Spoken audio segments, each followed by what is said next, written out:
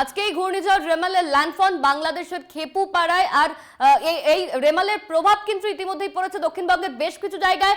বৃষ্টির সম্ভাবনা, বৃষ্টি শুরু হয়ে গিয়েছে। এই মুহূর্তে আমরা হাওড়া জেটিঘাটের দিকে নজর রাখবো। সেখান থেকে রয়েছেন আমাদের প্রতিনিধি জগন্নাথ সামন্ত। জগন্নাথ, হাওড়ার ফেরিঘাটে তুমি দাঁড়িয়ে রয়েছো। ফেরি চলাচল কাল রাত থেকে বন্ধ করা হয়েছে। অন্যদিকে নিরাপত্তা ব্যবস্থা ঠিক কি দেখতে পাচ্ছ? জলের অবস্থা ঠিক কি রকম? দেখো, তোমাকে প্রথমে বলে রাখি যে ঘূর্ণিঝড় রেমালের প্রভাব পড়েছে হাওড়া, এবং হাওড়া জনশূন্য হয়ে গেছে এবং বেশ কিছু গুরুত্বপূর্ণ ঘাট যেখানে হাজার হাজার মানুষজন গঙ্গায় চান করতে আসে। প্রথমে বলে রাখি বেলুর মঠে মা সারদা ঘাট, সেইখানে চান করা পুরোপুরি বন্ধ করে দেওয়া হয়েছে। এখানে গঙ্গার জলোচ্ছ্বাস, অর্থাৎ আমরা সমুদ্রে জলোচ্ছ্বাস দেখি, কিন্তু গঙ্গায় এত ঝোড়ো হাওয়ার প্রভাব যে গঙ্গায় জলোচ্ছ্বাস দেখা যাচ্ছে। এবং জেটিতে রয়েছে এই মুহূর্তে আমি হাওড়া জেটিতে। সেখানে গত দুদিন ধরেই ফেরি পরিষেবা পুরোপুরি বন্ধের নোটিশ দেওয়া হয়েছে। আজকে একবারে জনশূন্য এখানকার যারা কর্মী, তারাই এই জেটি ঘাটে রয়েছে। তবে জল এতটাই ভরা কোটালে গঙ্গার জল বৃদ্ধি পেয়েছে যে জেটির যে দুটো অংশ সেটা পুরোপুরি গঙ্গার জলে ডুবে গেছে। মানে কোনো মতে এখানে যাত্রীদের ঢুকতে দেওয়া হচ্ছে না। যারা এখানে এসে পড়ছে তাদের ফিরিয়ে দেওয়া হচ্ছে, কেন হাওড়া জেটিগুলো হচ্ছে গুরুত্বপূর্ণ।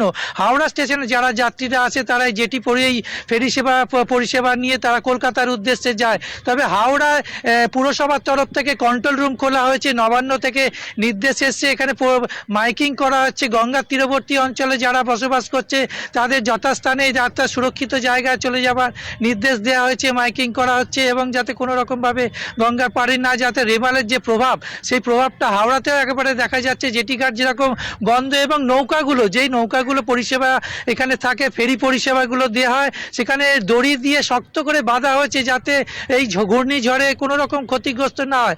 যেরকম দেখেছিলাম আমফানে যেরকম দেখা গেছিল, একেবারে ক্ষতিগ্রস্ত হয়েছিল, লঞ্চগুলো এদিক ওদিক গঙ্গায় ভেসে গেছিল।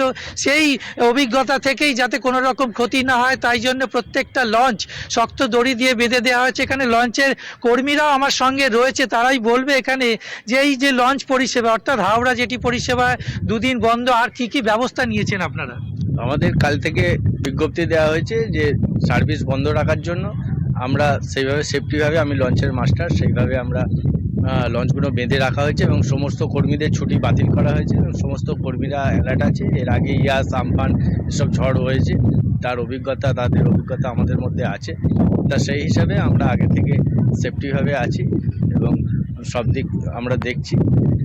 সার্ভিস বন্ধ আছে, যতক্ষণ না এটা ক্লিয়ার হয় ততক্ষণ আমাদের সার্ভিস বন্ধ থাকবে। অর্থাৎ আপনাদের ছুটি নেই, আপনারা এটা রক্ষণাবেক্ষণের জন্য দায়ী? আমরা দায়িত্বে আছি, আমরা সেইভাবেই আমরা প্রস্তুতি নিয়ে আছি। তাকে তুমি শুনতেই পেলে, হাওড়া লঞ্চ ঘাটে যারা পরিষেবা দেয় তাদের ছুটি বাতিল করা হয়েছে। বেশ কয়েকজন তারা প্রস্তুত রয়েছে যে জানাচ্ছিলে সেখানেও মাইকিং করা হয়েছে।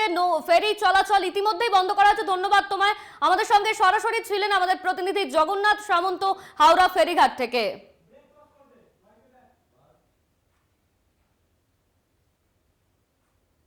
রেমালের আরো খবর নিয়ে ফিরছি, তবে এখন সময় একটা বিরতির।